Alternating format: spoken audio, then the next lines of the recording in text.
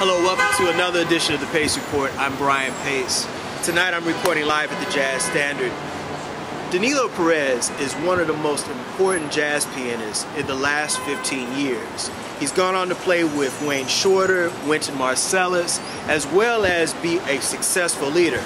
Tonight he's doing a tribute to Dizzy Gillispie. I want you guys to enjoy the music and also pay attention to his unique band leading skills. This is something that's very crucial, that's made him a very powerful leader within the last 15 years.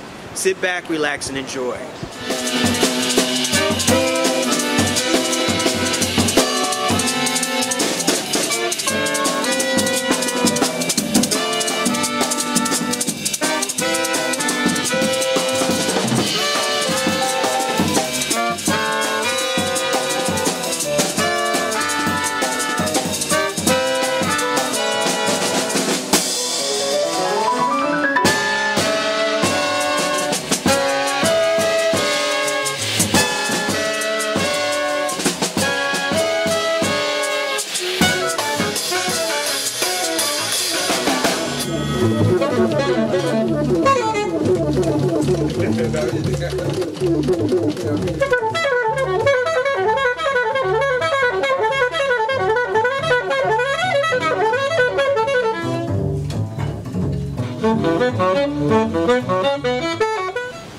Danilo Perez, thank you for being on the Pace Report. Thank you. The tribute to Dizzy Gillispie, this was a long time in the making. Why did you decide to do it now? I think one of the things that inspired me was the times we're living on. You know, the whole conflict in the Middle East with the whole thing that happened in Iraq, the whole thing that's going on, inspired me because there's no better way to bring the world together and to heal the wounds than through art. That's what really did it for me. The fact that right now it's very important to practice respect, love, discipline, teamwork, and music is the best tool to do that. Now I understand that when you first came here to the United States, Dizzy Gillispie reached out to you and you were his pianist up until he died with the United Nations Orchestra.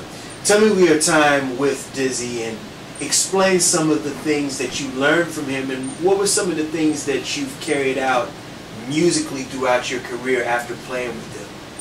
One of the lessons, the biggest lessons about to be hanging with Dizzy, it was about the humanity. Beside the music, there's a humanity that he carries on, and the fact that he was a mentor to a lot of us. He was a teacher to a lot of us, and the motivation, the inspiration on the road. I never saw him tired of giving. He always took with gratitude what he was doing. Music was very important to him, and I think his faith, the Baha'i faith, played an important role.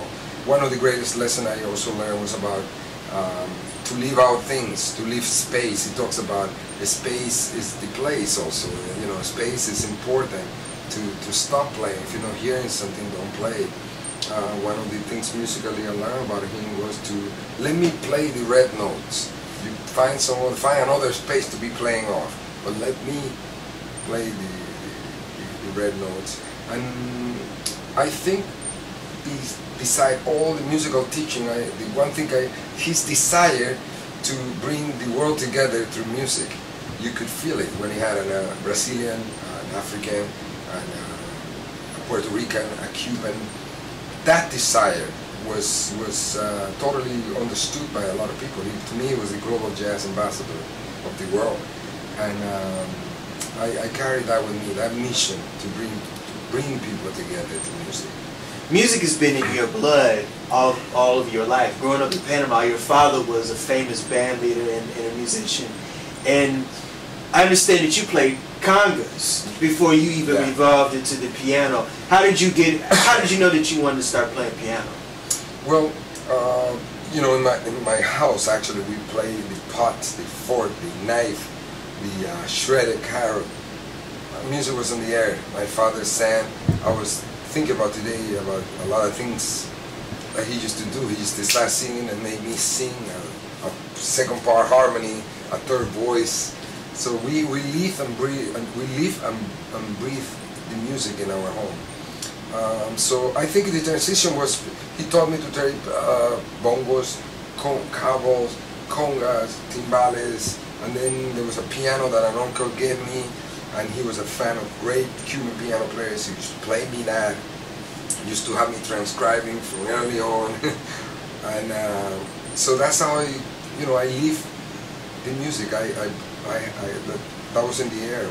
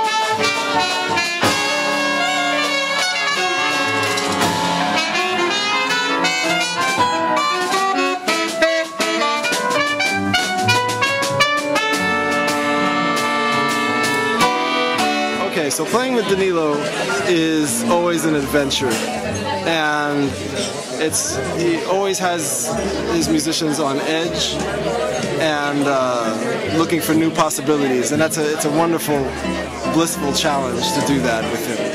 Well, playing with Danilo is amazing. I mean, I think he's just a remarkable musician. I mean, for me, I gravitate towards people that try to people that are an entire package, musically, spiritually, emotionally, and I think Danilo really has that. And that's the greatest thing about playing with him, I think. You know, as far as reinterpreting the music of Dizzy, I mean, I think I think it's amazing. I think, again, Dizzy was one of those guys that put forth a very global concept, and you know, as an Indian American, as a first generation, a child of immigrants, you know, I very much relate to that scenario. So you're not Johnny Mathis? No, I'm not Johnny Mathis. What do you think, Jamey? I agree. No, I think that's what he brings to it. I think it's this, you know, as much as it's the music of Dizzy, I think beyond that, I think it's the impression of what Dizzy was doing on the planet, you know, as far as bringing people together and breaking down borders and bringing a higher level of creative real-time decision-making music into a global community where people could bring their own ethnicity to it, and as a launching pad. And the spirit of jazz is what prevails at the end of the night. Absolutely. That'll do it for the Pace Report. I'm reporting live at the Jazz Standard. I'd like to thank Danilo Perez for his time, his graciousness. Also, I'd like to give a mad shout out to DL Media, Jordy Freed, for helping me out this evening, both on the camera front and also arranging this interview. For more interviews, please visit my website, www.thepacereport.com. Until next time, remember, if it's in the groove, it'll make you move. Until next time, peace.